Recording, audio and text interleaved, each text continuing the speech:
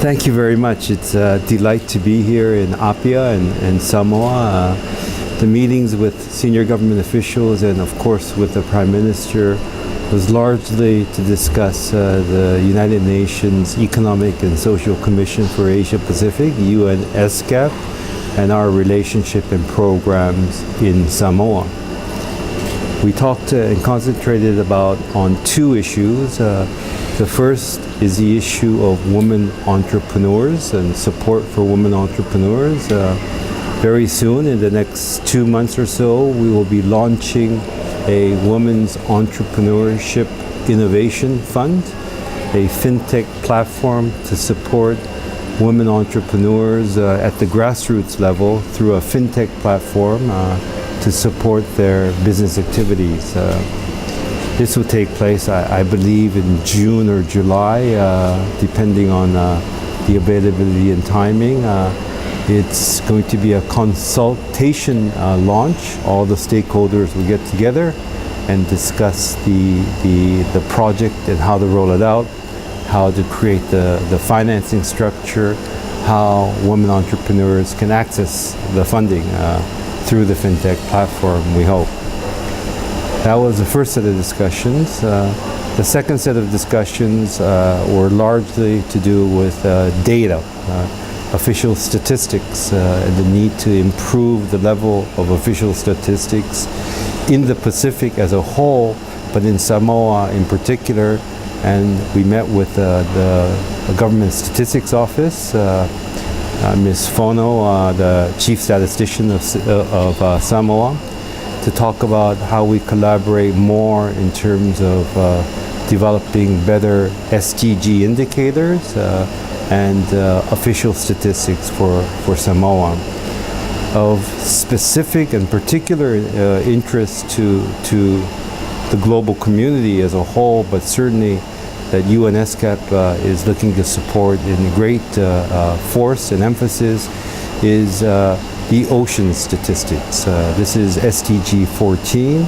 This deals with not only statistics about the oceans, but what we call the oceans account, putting an economic value to the oceans and developing what we call the SIA accounts on a national level, but trying to develop a global data platform for the Pacific as a whole that can be accessed by the world as a whole. We face a rising crisis that has already begun in our oceans, and in the Pacific it is the most noticeable. We are seeing a rapid depletion in terms of marine resources, both from overfishing and non-good use of fishing, whether it's ghost net fishing or long line fishing. These are really unsustainable fishing methods. IUUs, illegal, unregulated, unregistered fishing vehicles in the high seas. So that is one area of issues that the oceans face. And the other, probably even more dangerous, is the issue of the solid waste, the wastewater, the toxic materials, the hazardous materials that is being dumped into the oceans. When a person dumps a plastic bag in the middle of the Himalayas in the capital of Kathmandu, it finds its way down the Ganges River and eventually finds its way to the ocean.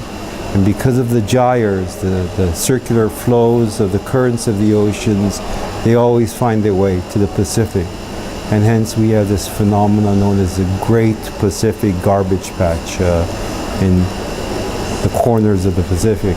These are huge, almost 3 times the size of France in terms of the volume, the area that's covered by these garbage patches. So we were talking about oceans data, an oceans data platform, and how we can develop such a thing to provide accurate data to policymakers, research, and the global community alike. And Samoa is really at the center of these issues, being a Pacific island nation like the other 18 other Pacific Island nations that face the same threats. As of yet, we are still developing the project. The reason I came to meet with the Samoan authorities and the Fijian authorities is to conceptualize the project, to develop the various components to the project, to develop how to allocate the funding for the project. So it's very difficult or premature to say how the funding is available and how it will be used. But the world as a whole, not only governments, but foundations throughout the world, private foundations, are increasingly aware of the issues of the oceans. And we are finding that the availability of funding is increasing all around. And we want to tap into those resources to develop the platform and then using the data, apply it for various purposes that could be beneficial to restoring the health of the Pacific Ocean. This is a micro and small and medium enterprise support for women's entrepreneur. There is various components, but this is a funding that has been provided by the Government of Canada. We at UNESCAP are using the funds to disperse directly to the various activities under the project. I can't tell you exactly how much is allocated to Samoa or Fiji, and those are the only two countries that we will focus on in the first phase of the MSME, Women's Entrepreneur Innovation Fund. But it will depend quite a bit on the proposals and the size of the proposals, and we will adjust the funding accordingly. But the total amount of money that was given to us by the Canadian authorities was about 11 million US dollars that we need to figure out how to use as best as we can. What we're facing in Samoa, for example, is in the villages, in the rural areas especially, in the communities, women entrepreneurs, whether they're in handicraft production, weaving production, or micro-industry productions, are really finding it difficult to access finance. Whether they're in farming, the availability of formal lending to these women entrepreneurs, women workers, women farmers has been very, very low. We are really noticing barriers from the formal sector, the banking sector, that requires collaterals that are really largely based on land titles.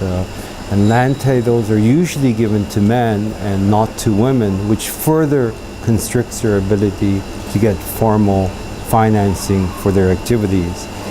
Hence, we wanted to see if we can bring in a fintech platform. This is a financial innovation and financial inclusion platform where we hope that they can use a cell phone to really save money, borrow money. These are smaller levels of funding, as small as 100 Samoan dollars, as large as 1,000 Samoan dollars. We're talking about micro and small. So in essence, the funding that we're trying to create is really geared towards directly accessing the people of Samoa, especially the women entrepreneurs in this platform. The entire objective of this particular program is to try to get the funding directly to the people in the villages and the communities. The entire objective is for them to access these funds. Mind you, this is not something that's going to be huge and it's going to change the face of Samoa as soon as the project is launched. We don't have such great expectations, and we have rational expectations.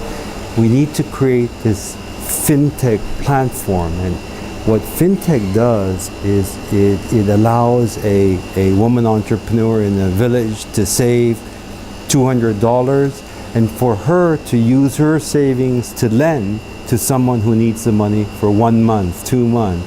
So the money that we are providing is used to create the platform. I met briefly with the Minister of ICT as well, and Samoa has a 3G ICT infrastructure, which means we can launch a fintech platform. By creating the platform, and that's the money that UNESCAP will be using, that's the money that we believe will be used to mobilize the unbanked savings. Right now is going into mattresses or whatnot, so that they can somehow be part of the banking system via their mobile phones. That's the way the money comes. It's per people-to-people application, we hope.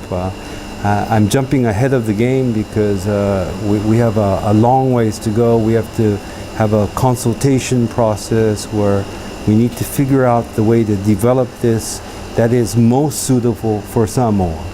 What is the Samoan fintech model that will work and be as inclusive as possible? When you develop a platform like this, it's not just for women, but we have found that the majority of savers tend to be women, as much as 60 to 70% of the total.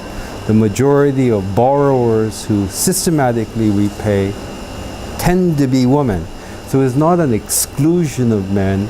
Once we create the platform, we believe that it will help women entrepreneurs, women workers, women farmers, women MSME people the most. And hence, that's the platform we choose.